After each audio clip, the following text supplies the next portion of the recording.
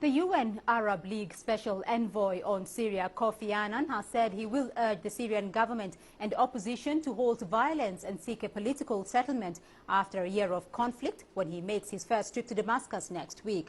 Annan, who is in Cairo for talks with the Arab League Secretary General Nabil El Arabi, further said that forceful intervention is not the best option. Annan, who is due to visit Syria on March 10th, is in Cairo for talks with Arab League Secretary General Nabil El Arabi, where he emphasized the need for a political solution over military intervention, which has been touted by many Western powers.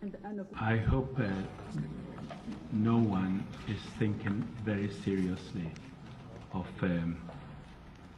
using force in this situation.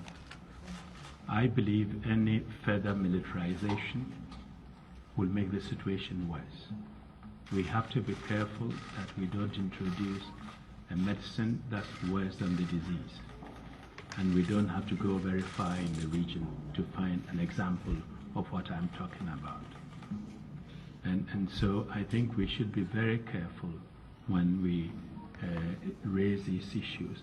China's foreign ministry on Thursday confirmed that Beijing's position is that President Bashar al-Assad's government stop the violence and help the United Nations and the International Committee of the Red Cross send aid to strife-hit areas. UN humanitarian chief Valerie Amos, who is currently visiting Syria, described the Bab Amr district of the battered city of Homs as devastated by the recent shelling and almost devoid of people. The devastation there is significant. That part of Homs is completely destroyed, and I'm concerned to know what has happened to the people who lived in that part of the city.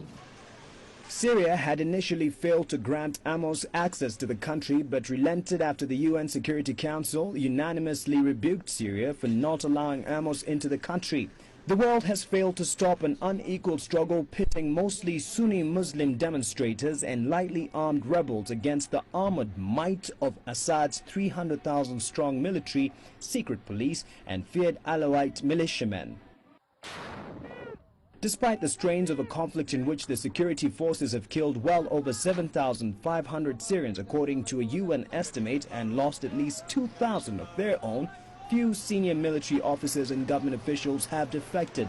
The turmoil has, however, prompted Syria's deputy oil minister to change sides in the first defection by a senior civilian official since the start of an uprising against President Bashar al-Assad. In another sign of mounting pressure on Syria, the national currency fell as low as £100 to the dollar from about 47 a year ago. Dealers in Damascus said the pound plunged about 13% in the last 24 hours on fears of U.S. military action. Mark Masai, CCTV.